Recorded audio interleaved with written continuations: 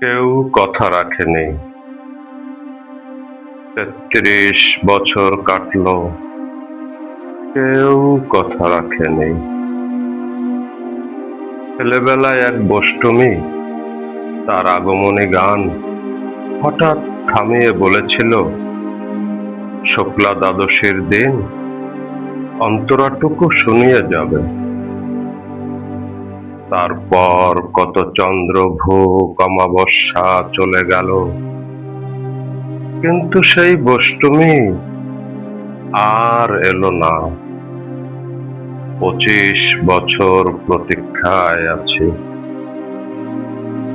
মামা বাড়ির মাঝি নাদের আলী বলেছিল, বড় হও দাদা ঠাকুর, তোমাকে আমি ৩ প্রহরের বিল দেখাতে নিয়ে যাব।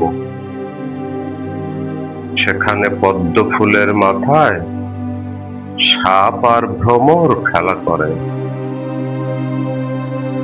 নাদের আলী, আমি আর কত বড় হব? আমার মাথায় ঘরের ছাদ ফুঁড়ে আকাশ স্পর্শ করলে তারপর তুমি আমায় ৩ প্রহরের বিল দেখাবে? একটাও রয়াল গুলি কিনতে পারিনি কখনো। লাঠি লজেন্স দেখিয়ে দেখিয়ে চুষেছে লস্কর বাড়ির ছেলেরা। ভিখারির মতন চৌধুরীদের গেটে দাঁড়িয়ে দেখেছি ভিতরে রাস উৎসব। অবিরল রঙের ধারার মধ্যে সুবর্ণ কঙ্কন পরা ফর্সা রমণীরা কত রকম আমোদে হেসেছে। আমার দিকে তারা ফিরেও চায়নি। বাবা আমার কাঁধ ছুঁয়ে বলেছিলেন, দেখিস একদিন আমরাও। বাবা এখন অন্ধ। আমাদের দেখা হয়নি কিছুই।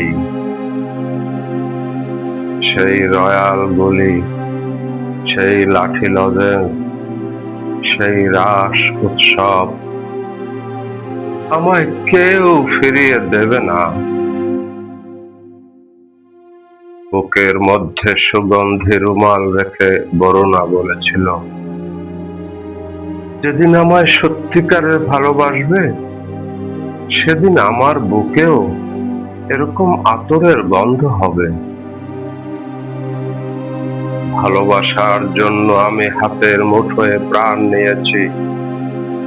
দুরন্ত ষাঁড়ের চোখে বেঁধেছি লাল কাপড়। বিশ্ব সংসার তন্ন তন্ন করে খুঁজে এনেছি ১০৮টা নীল পদ্ম।